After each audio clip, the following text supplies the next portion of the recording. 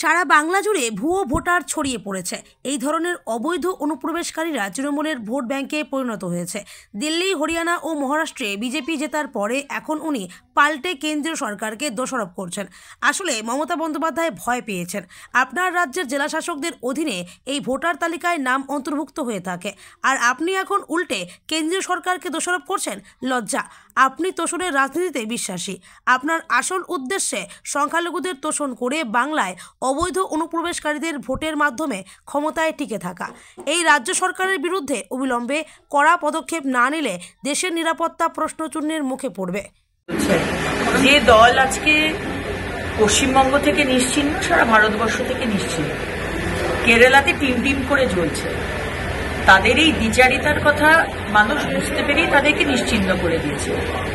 MLA বলুন, MP বলুন, কোথায় কোনো বামফ্রন্টের সামান্যতম রিপ্রেজেন্টেশন নেই।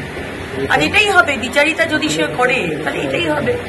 দুর্গাপুজো মানছি না, কিন্তু দুর্গাপুজো দুর্গা ঠাকুরের মণ্ডপের সামনে গিয়ে তারা বুক স্টল দেয়।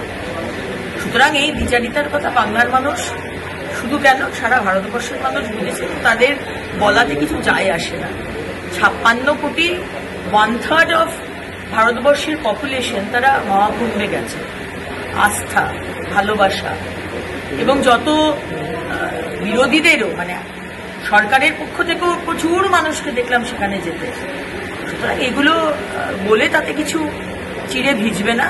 বাংলার মানুষ, ভারতবর্ষের মানুষ যেটা ডিসাইড করা, তারা বুঝে গেছে যে একটি দল এবং একজন নেতা এই ভারতবর্ষকে এগিয়ে নিয়ে যেতে পারবে, সেটা হচ্ছে ভারতীয় জনতা পার্টি, নরেন্দ্র মোদী।